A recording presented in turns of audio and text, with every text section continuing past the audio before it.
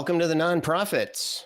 Coming out publicly can be stressful, terrifying, and even dangerous event in the life of someone that's a member of the LGBTQ community, especially for someone that is deeply religious. Our final story this week is about a man that did exactly that. Kara Griffin, tell us what happened. Sure. This article is about a trans man, Christian Matson, coming out publicly as trans while occupying a position as a hermit in the Catholic Diocese of Lexington, which would make him possibly the first openly trans person in a Catholic vocation. And the article describes a hermit, in case you're wondering, as a lay person, regardless of gender, who makes vows of obedience, poverty, and chastity directly to a diocesan bishop and lives a largely solitary life of prayer. So Matson, who had revealed that he was a trans man to church leadership but was not out publicly, had trouble obtaining a post as a hermit, but eventually did find a bishop in 2020 who would accept him on the grounds that there's no pursuit of priesthood or engagement in sacramental ministry, and because the hermit is a relatively quiet and secluded type of vocation.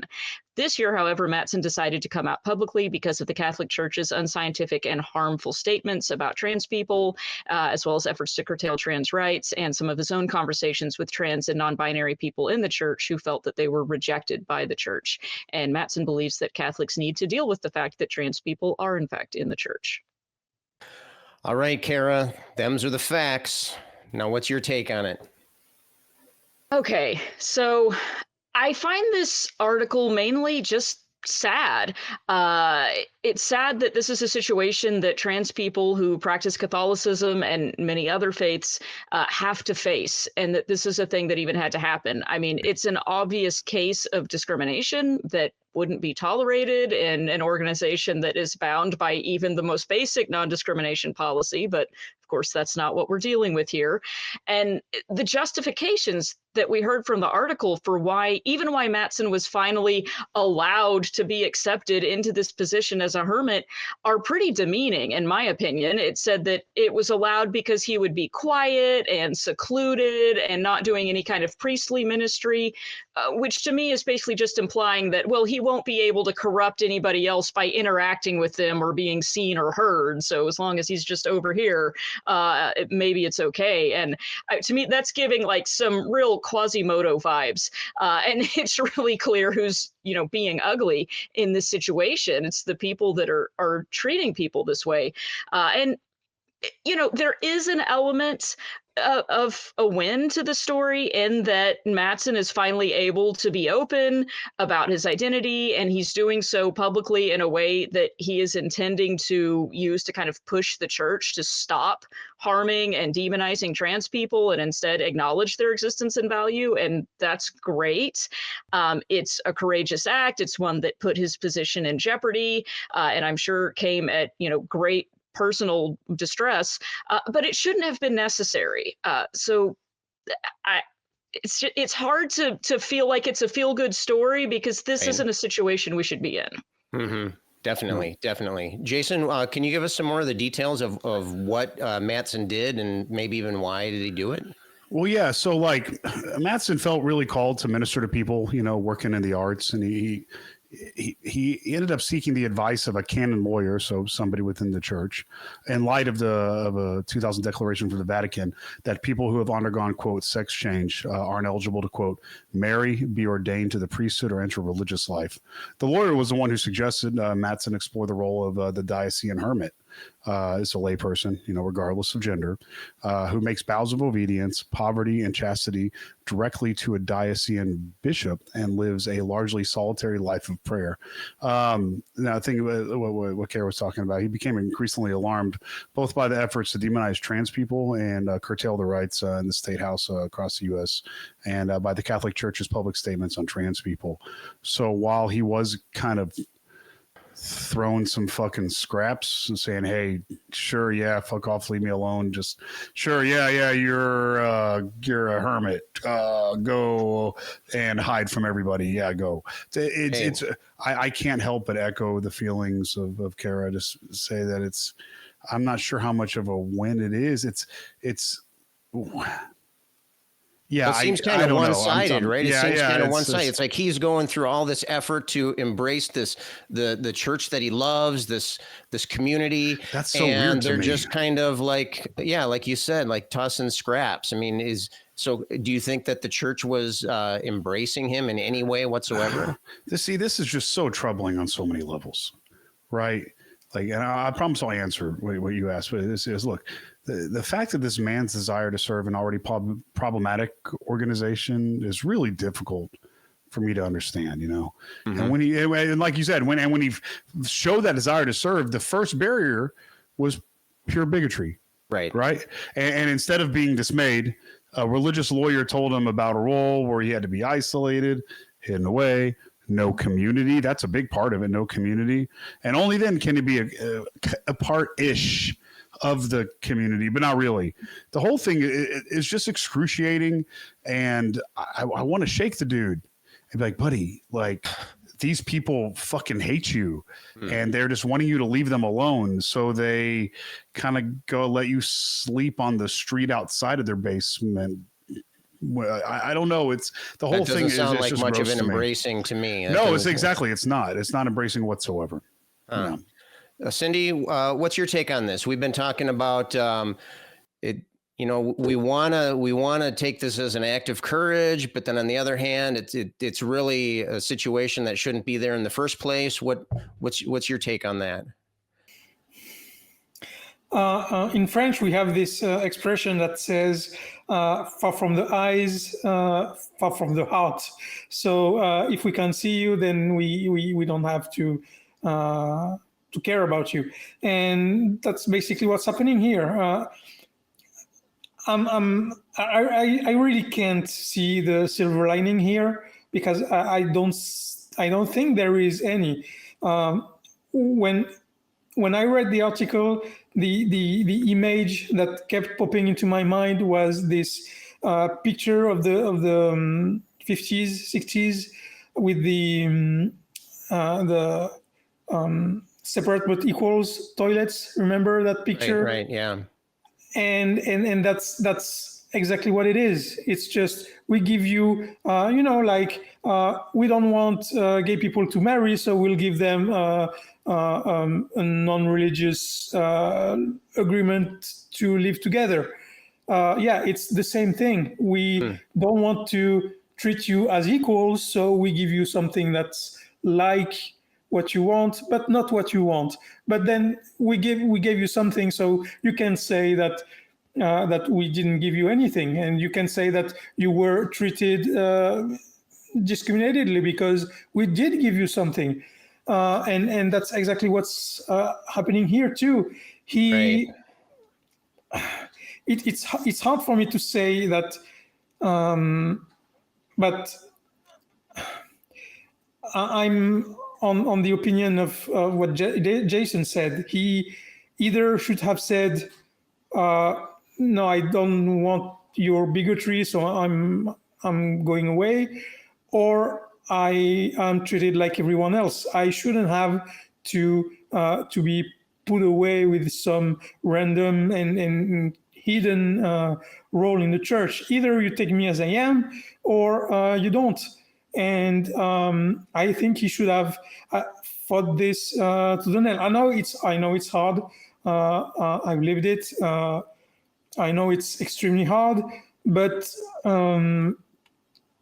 it's and again, I'm really sorry about what I'm going to say because it sounds insensitive, but it's half an act of courage, in my opinion.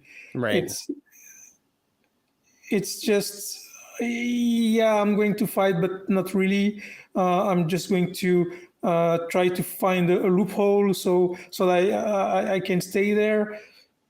So do you think it's like a misplaced desire kind of thing, or I mean, because his position seems really contradictory to me. I can't imagine what he's going through, but it seems like there's, I don't know if I want to say self-hate going on, or I mean, can it seems like he's in a lose-lose situation. And, is it possible for someone to legitimately be a Christian and transgender at the same time? Many Christians don't think that there's a contradiction there, but it seems like there's an unavoidable contradiction to me. What are your thoughts on that? So I don't think it's misguided, as you said, because I understand his position that he strongly believes in something and wants to be part of it. And even though I don't agree with the context and the religion and the beliefs, I understand that, and I can get into it. But the idea that after the first response, that was no, trying to find just a loophole to and be told that, yeah, you have to be a hermit and never talk to anyone and never meet anyone, and that's the only way you can serve the church. I don't understand how he could go up to that point and stop there. That's my point. Okay. All right. Let's go over to let's build on that. Let's go over to Kara for a second there. It seemed to me like I mean, say what you want about the situation, but he did have a sincere love for the church, a sincere devotion to being a part of that community.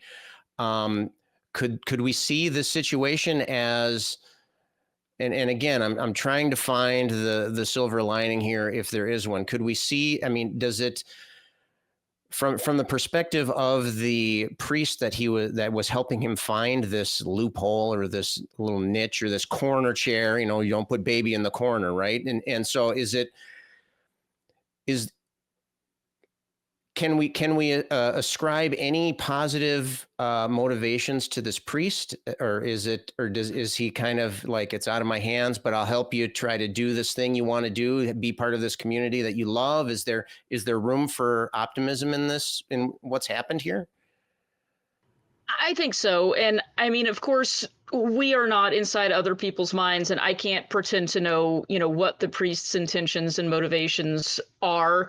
But I think well, first of all, Lexington, I lived in Lexington for a little while and actually found it as a city to be a pretty LGBTQ friendly place, which was a big surprise to me, actually.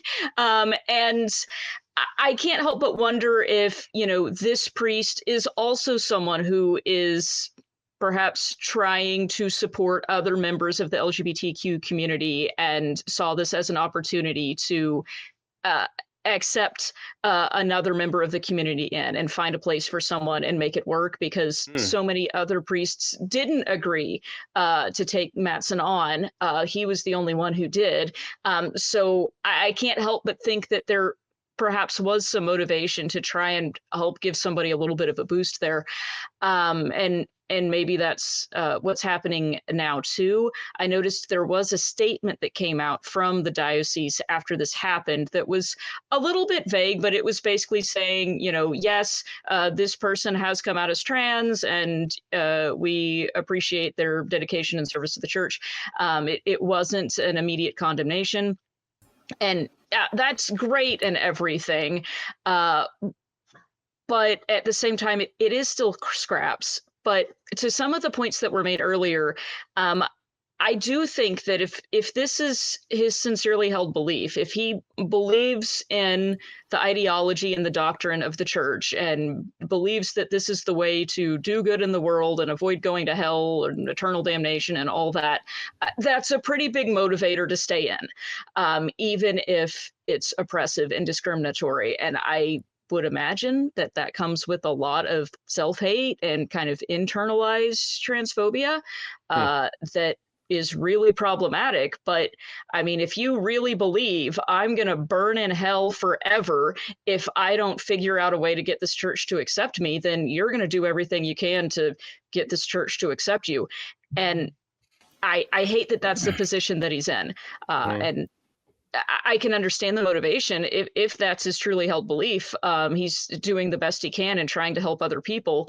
But also, okay, I'll say this too.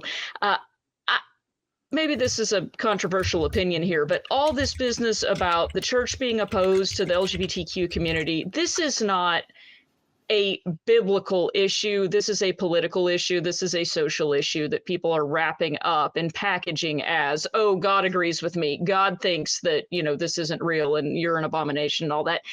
This is not a big issue in the Bible. Jesus isn't out there telling people facts don't care about your feelings. You can't be trans.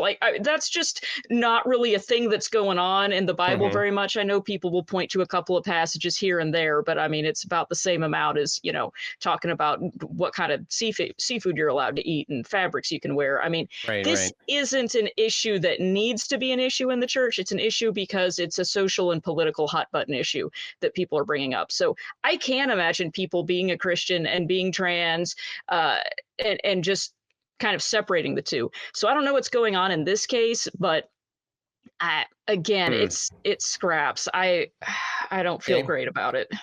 Cindy, I know you had something that you wanted to add in here. Let's go back to you.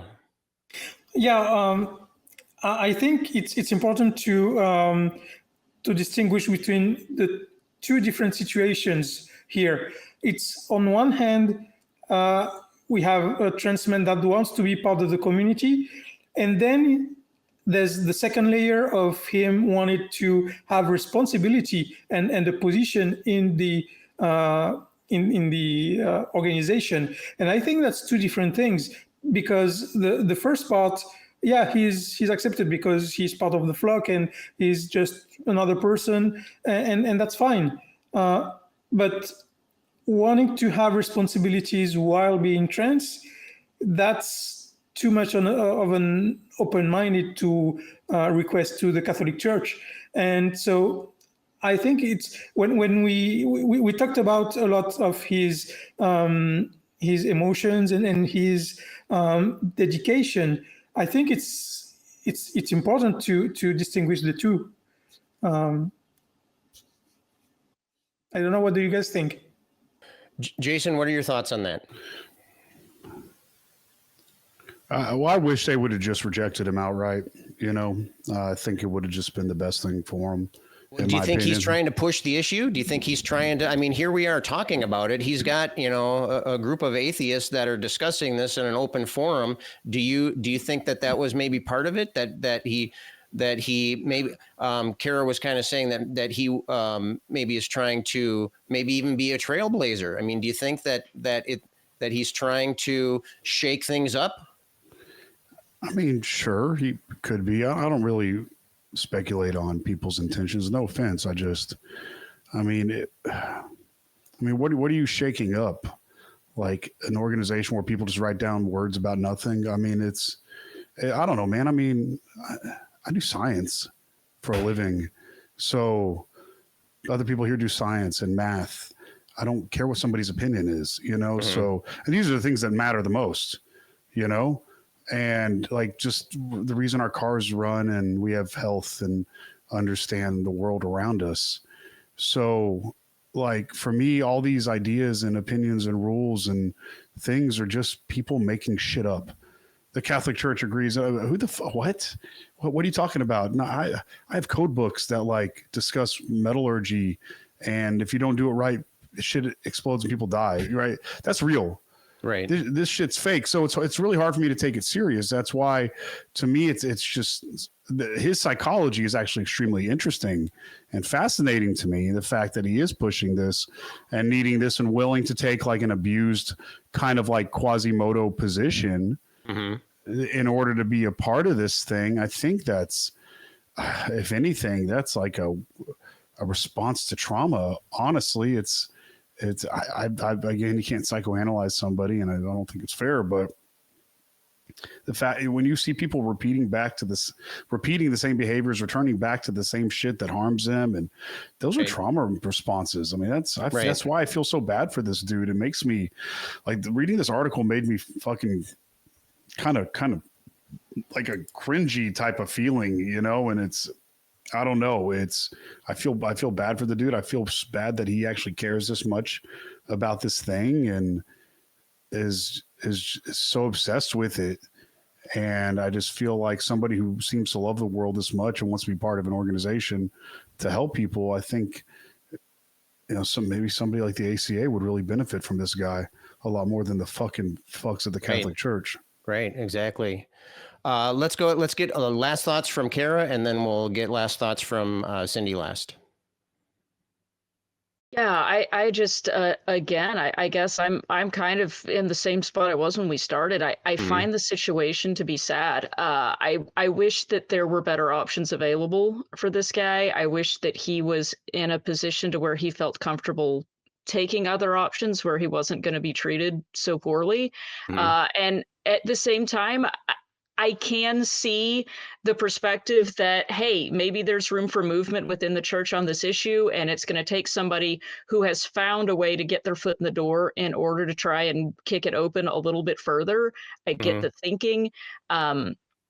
It wouldn't be the route that I would take, but I don't want to foreclose on the possibility that maybe there could be a shift in policy as a result of this. Right. Maybe that is the goal and that's the thinking here, and perhaps some sliver of good will come from it, but overall it's a situation that we shouldn't be having to even deal with.